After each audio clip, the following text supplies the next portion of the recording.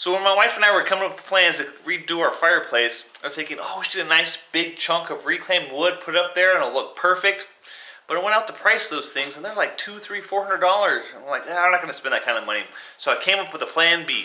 So what I'm going to do is glue up some 1x6 pine, and I'm going to go ahead and shape it and form it with my belt sander, my orbital sander, maybe a little bit of filing, and go ahead and try to make it look like a log, distress it a little bit, stain it, put it up here.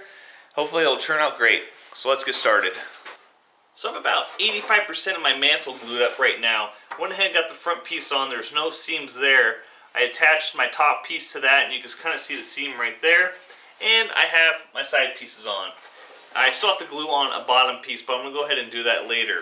I want to get started on kind of shaping this and make it look more like a natural log. I'm going to be doing that by knocking off the corners, putting some divots in it, kind of free forming this. Natural is natural, right? Let's go ahead and take my belt sander. I got an 80 grit on there, but it's worn out. It's probably about a 120 now. I'm going to go ahead and start rounding over these edges. Probably get a good, nice half-inch round over.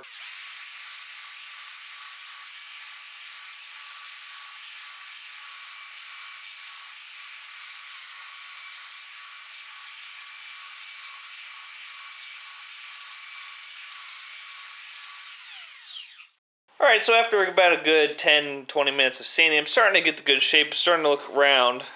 So now what I'm going to do is go ahead and take my file, start to do some sculpting, kind of add some imperfections, some grooves, some divots, dings, whatever I could come up with.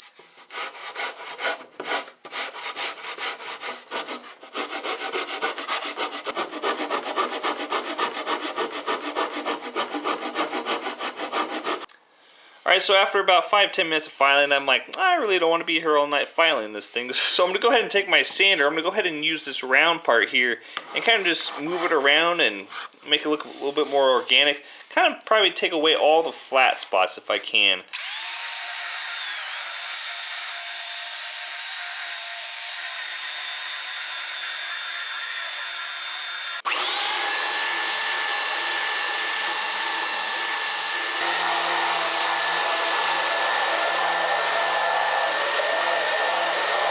So after quite a bit of sanding, I kind of like the smooth look to it.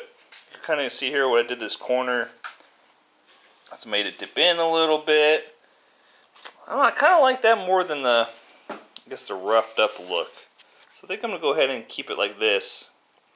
Do a little bit more. I like the waves and the dips in it.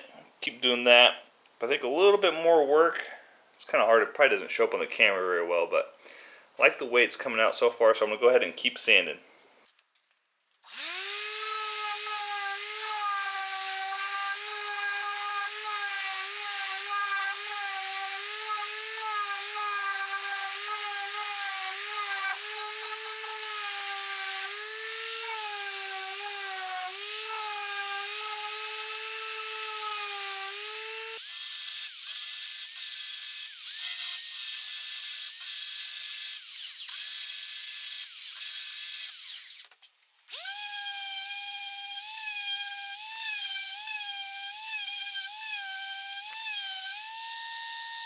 So I changed my mind again. I am going to take my file and kind of just go along and not too aggressively. Just go ahead and kind of make some scratches in there. So I'm going to go ahead and stain this. And that way the stain will soak into those scratches a little bit.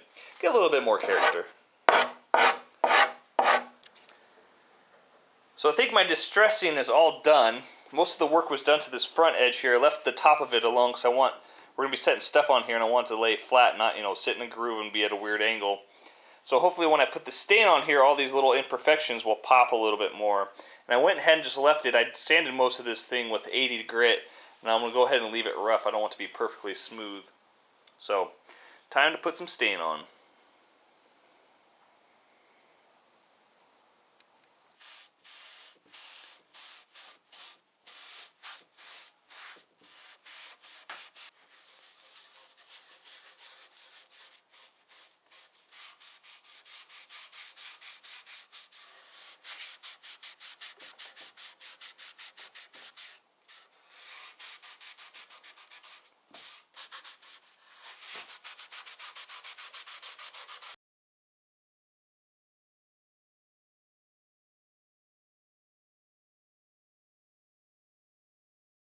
Went ahead and added some blocking because the new mantle is going to sit higher than the original one. So let's go grab the mantle, put it in, and see how it turned out.